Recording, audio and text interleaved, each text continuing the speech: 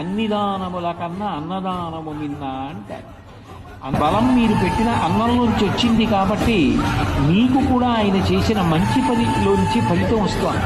అంటే దయ అన్నది ఉండాలి. కానీ అసలు సృష్టిలో మనిషి ఎంత గొప్ప పనైనా చేయగలడు. బలం మీరు పెట్టిన అన్నంలోంచి వచ్చింది కాబట్టి మీకు కూడా ఆయన చేసిన మంచి పనిలోంచి ఫలితం వస్తుంది. అంటే దయ అన్నది ఉండాలి. కానీ అసలు సృష్టిలో మనిషి ఎంత గొప్ప పనైనా చేయగలడు. అన్నములను ఆశ్రయించి ప్రాణములుంటాయి.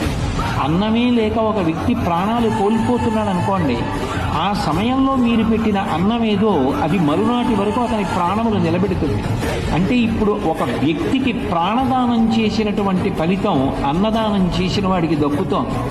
పైగా ఆయన ఆ అన్నం తిని ఒక మంచి పని చేశాడనుకోండి, ఇప్పుడు ఆయన మంచి పని చేయడానికి కావలసిన బలం మీరు పెట్టిన అన్నంలోంచి వచ్చింది కాబట్టి మీకు కూడా ఆయన చేసిన మంచి పనిలోంచి ఫలితం వస్తుంది.